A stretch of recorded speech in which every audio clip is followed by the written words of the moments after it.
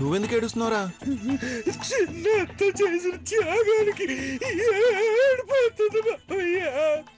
మీ వంశమే అంత అనుకుంటా, అందరూ డ్రామా ఆర్టిస్టులే. మా వాళ్ళ ఊసేందుకు గాని ముందు నా సంగతి తేల్చండి.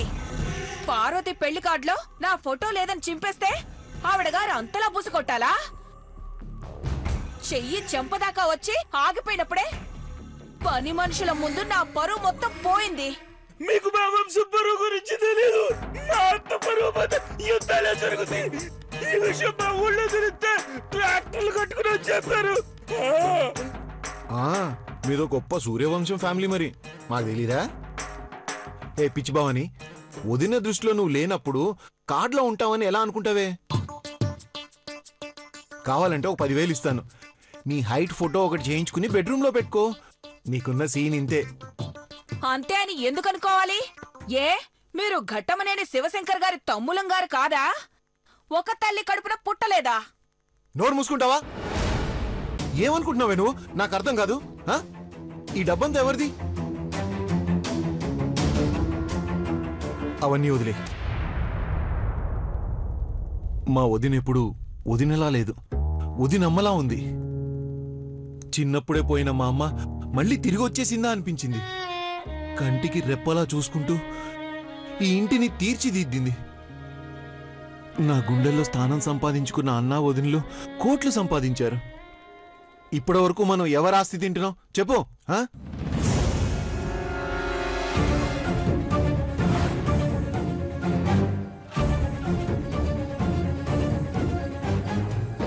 నువ్వు పెట్టుకున్న బొట్టు నుంచి కట్టుకున్న చీర వరకు మా వదిన పెట్టిన భిక్షే గంగాబావాని.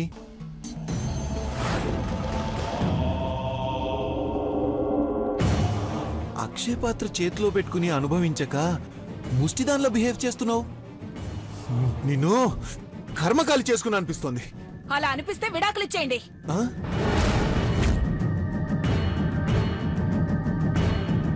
ఏంటి ఈ వయసులో విడాకులా? మనసులు కలవనప్పుడు వయసుతో పనేంటి? రే కొండా లెగరా.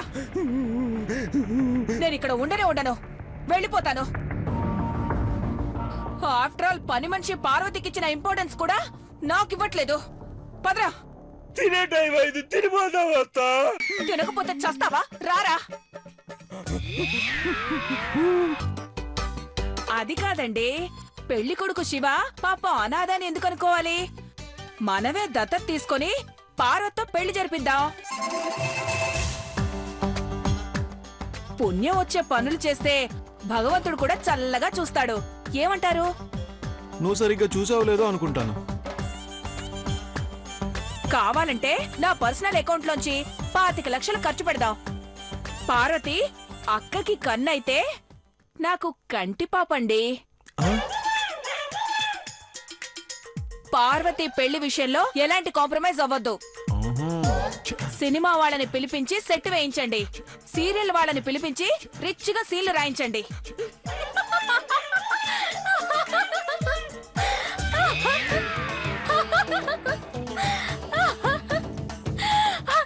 సిన్నతో బెదిరినావు కదా?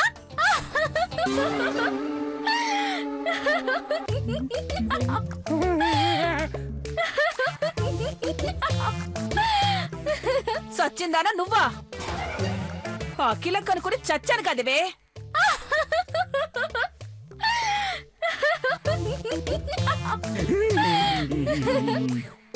పెద్ద ఫోటో ఎట్టుంది మావయ్య? మేకపోతు మొహానికి పులి ఫోటో పెట్టుకున్నట్టుంది. పెద్దత్త నిజంగా పులే. ఆ అమ్మ కోపం వస్తే ఎట్ట గాండ్రుతుందో చూసావు కదా. కొండన్నో ఎండాకాలం పోయిందాకా బుద్ధిగా ఉందాం. చూసావా, పిల్లలు అర్థం చేసుకున్నారు, నీకు అర్థం కాలేదు. ఒంటి మీద నగలు వేసుకుని ముప్పొద్దులా ఎద్దులా తింటూ తిరగడం కాదు, అరగడం కోసం తిరిగేటప్పుడైనా ఈ ఫ్యామిలీ విలువేంటో ఆలోచించు. అర్థమైతే ఉంటావు, లేదంటే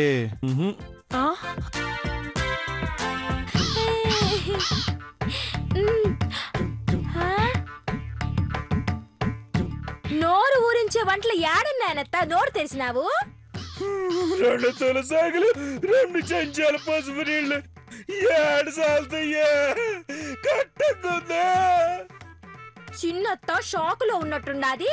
మనం పోదందా అన్న దా.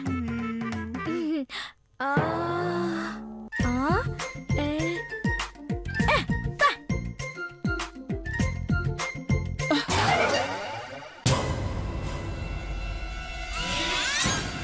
ఇంత పెద్ద కటౌట్ ఉన్నా నో యూజ్ డోడ్. అఖిలక్క ఆధిపత్యానికి అంతం పలికే రోజు తెస్తాను. వస్తా.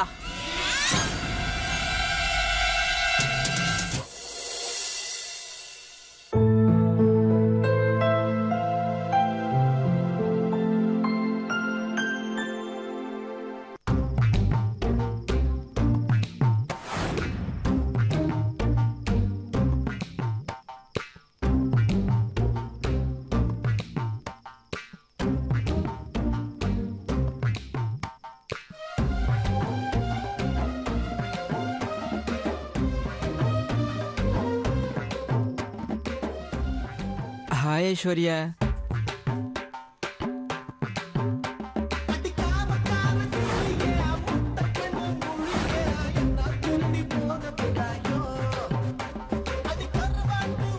వణక్కం. నేను బుద్ధిమంతుణ్ణి, ఉత్తమ మహిని.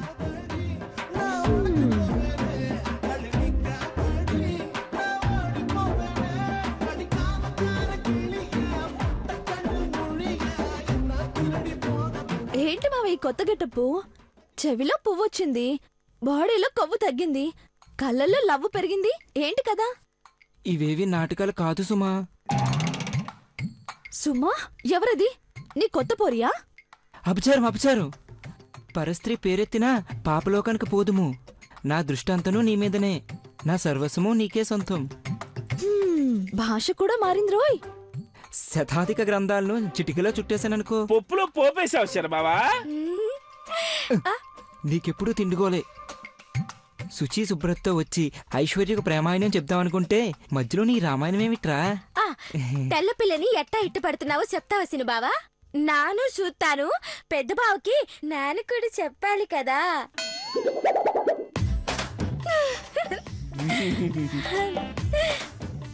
ఒరే డ్రామాచారి, నేను పద్యం చెప్తాను, తర్జుమా చేయరా. తర్బుజ కాదురా, తర్జుమా అంటే అనువాదం. అవునా? అయినా నాకు అట్టాంటి తెలియదులే. నువ్వు గాని ప్రేయసి పెను పరీక్ష పెట్టినా కడ వరకు ఓర్పుతో ఒసిగి హృదయాన్ని గైకును వాడే మనుజుడు మాచినేని. ఓహో, దీనికి అర్థం చెప్పరా. మార్చినేని తప్ప నాకేమర్థమైంది? ఒరే సుంట, సొంటి కాదురా, నోరు మూసుకొని వినండి. ప్రేమించిన అమ్మాయి రకరకాలుగా టార్చర్ పెట్టినా తట్టుకుని నిలబడేవాడే మగాడ్రా బుజ్జి అని అర్థం. అంత నాలెడ్జే ఉంటే ఇలా కంకణాలు పట్టుకుని ఎందుకు తిరుగుతాను చెప్పు? ఇప్పటి వరకు మన మధ్య జరిగిన గిల్లి కజ్జాలు అన్నీ మర్చిపోయి ప్రేమతో ఈ కంకణాలు కట్టుకుందాం డియర్. ఏమంటావ్? ముందు నువ్వు నిజాయితీగా నన్ను ఇష్టపడుతున్నావో లేదో చెప్పమంటాను. చెప్పు సిను బావా. హీరోలాగా పోజు పెట్టి మనసులో మాట చెప్పరాదు. ప్రామిస్ ఐశ్వర్య, గుండెల మీద చెయ్యేసుకొని చెప్తున్నాను. Really I like you.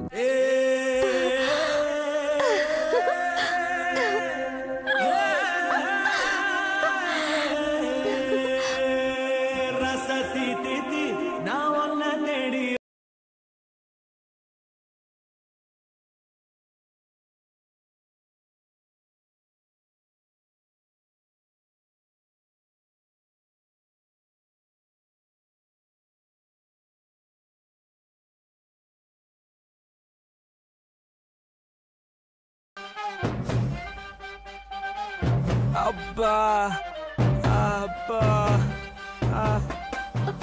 సారీరా, ఆనందం ఎక్కువైతే నేను తట్టుకోలేను. నువ్వు ఐ లవ్ యూ అనుకుంటేనే ఇలా ఉంది, రేపు నేను చెప్తే పరిస్థితి ఎలా ఉంటుందో. అబ్బో. అబ్బా నడు విరిగిపోయిందిరా బాబు. అబ్బా అబ్బా ఆ. నీ నొప్పి పోవాలంటే నేను బాంబు రాయనా మావా? ఈ కంకణం కడతాను రా. అవునా అమ్మా, నువ్వు కేకే సూపర్ బుజ్జి.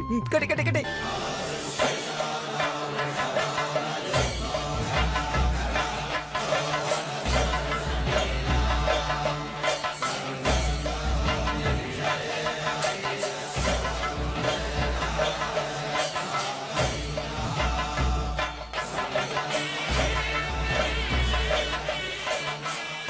సినిమావా ఐసక్ కంకణం కట్టిందిగా, తాళి కట్టు. కొండన్నో ఇప్పుడు కట్టరాదు, దానికి పెద్ద తతంగం ఉంది. అట్టా అవునులే, పిండి వంటలు చేసి కుంభాలు కుంభాలు వండిస్తారుగా, ఇప్పుడు కట్టాలి తాళి.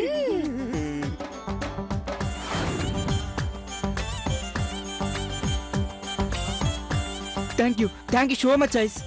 కంకణం కట్టినందుకు నీకు కాఫీ ఇస్తాను.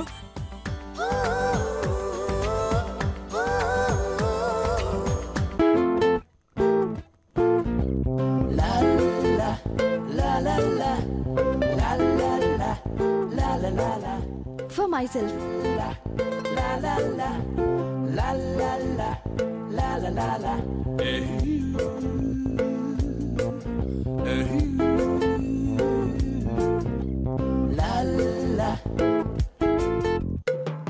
మీరట్ట తాగుతుంటే నాకు సిగ్గెడుతుంది సిను బావా.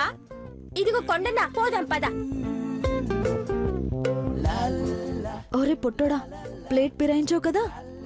ప్లేట్ పిరాయించడాలు లేవు, పిల్లి మొగ్గులు లేవు. రోజు ఒక టన్నులో నీ మీద కురిపిస్తాను. అతి త్వరలో నువ్వు కోరుకున్న మాట చెప్తాను. దొంగోడా. అబ్బో సిగ్గే.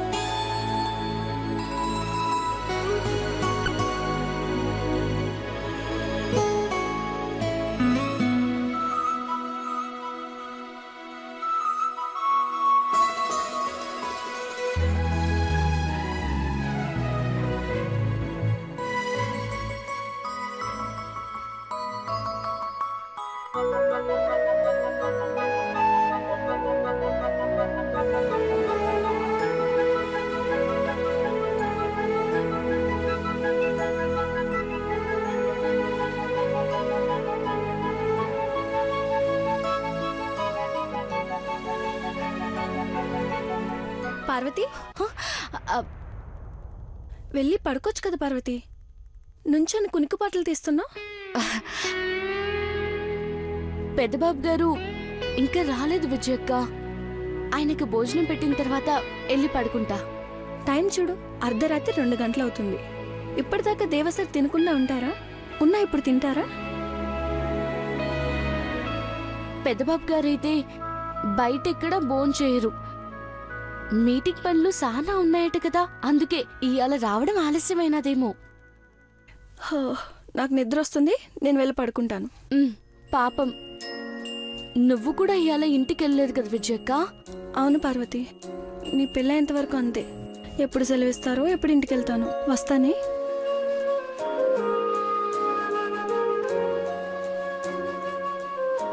అర్ధరాత్రి 2 గంటలు అవుతుంది. ఇప్పటిదాకా దేవసరి తినకుండా ఉంటారా? ఉన్నా ఇప్పుడు తింటారా?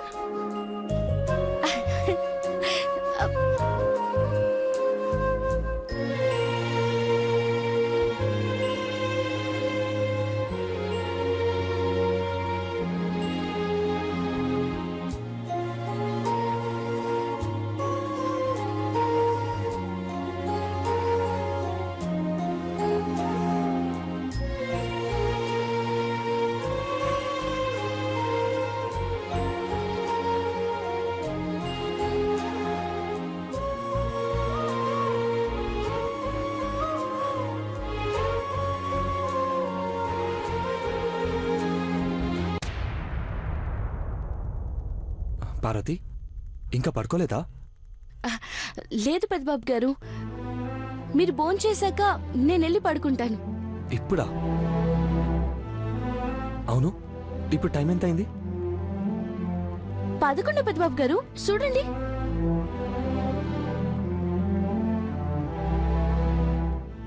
రండి, మీరు భోంచేయండి. 11 కదా అయింది. 2 ముద్దలైనా తిని పడుకోవాలా, లేదంటే నిద్ర సరిగ్గా పట్టదు. నాకు ఆకలిగా లేదు పార్వతి. టైంకి తినేటోళ్లకు అరగంట ఆలస్యమైతే అట్టాగే అంటారు. కడుపు మార్చి ఎట్టా ఉంచారని రేపొద్దున అమ్మగారు అడిగారనుకోండి, మా ప్రాణాలు అరసేట్లోకి వచ్చేస్తాయి. రండి పెద్దబాబు గారు. సరే, హ్యాండ్ వాష్ చేసి వస్తాను. పెద్దబాబు గారు, నీళ్లు దువ్వాలన్నీ ఇక్కడే ఉన్నాయి. పెద్దబాబు గారు, మీరొచ్చి దర్జాగా కూర్చోండి. రండి రండి పెద్దబాబు గారు.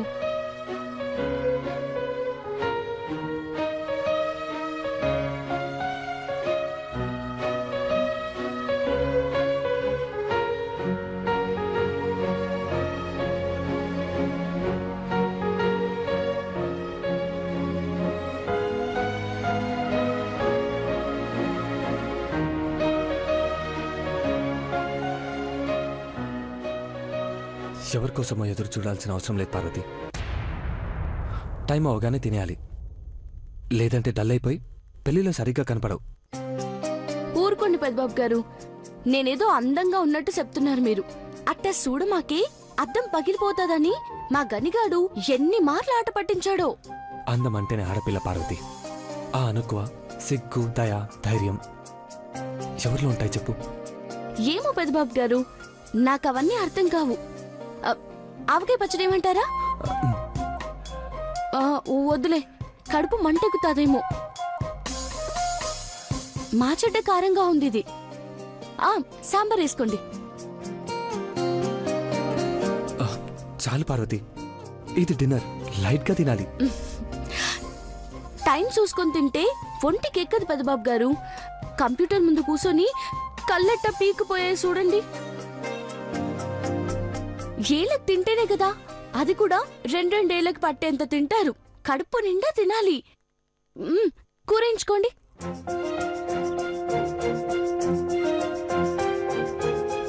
పార్వతి,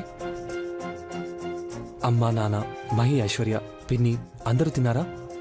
ఇంతసేపు ఉంటారా పెద్దబాబు గారు? టైం ఎంతైందనుకున్నారు?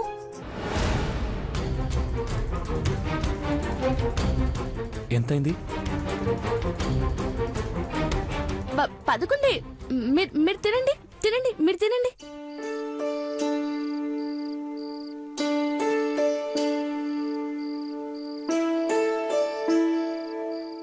పెద్దబాబు గారు, పెరుగులో కొంచెం అన్నం పెడతాను. వద్దు పార్వతి, వద్దు. అయ్యో, అన్నాన్ని వద్దనొద్దు పెద్దబాబు గారు. కానీ నేనంత తినలేదు పార్వతి, ఎక్కువ పెట్టేశావు. ఓ పాలి కొండబాబు గారిని తలుసుకోండి, అమాంతం తినేస్తారు.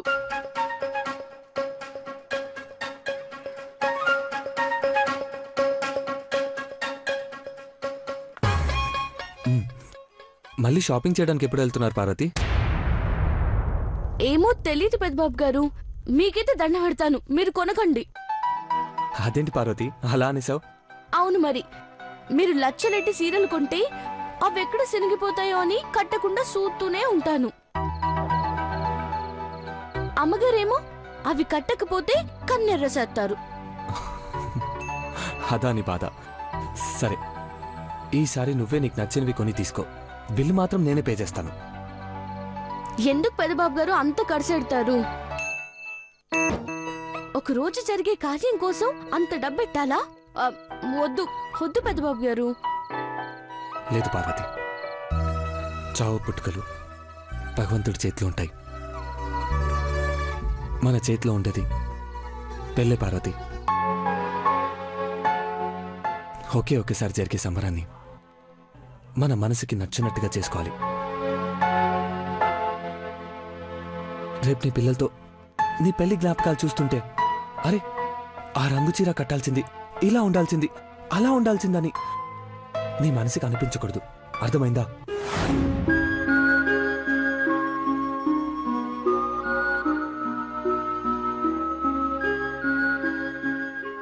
ఏ లోటు రాకుండా పెళ్లి జరిగితే ఆ సంతోషం జీవితాంతం ఆడపిల్లలను అంటిపెట్టుకొని ఉంటుంది.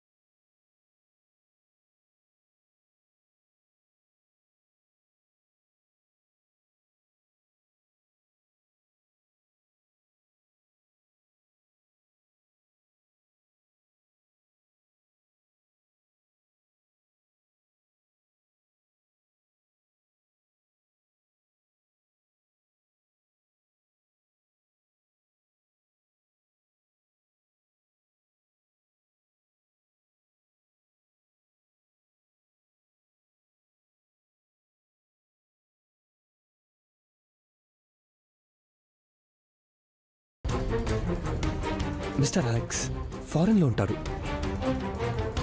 అప్పుడే గుడ్ మార్నింగ్ అని మెసేజ్ పెట్టాడు.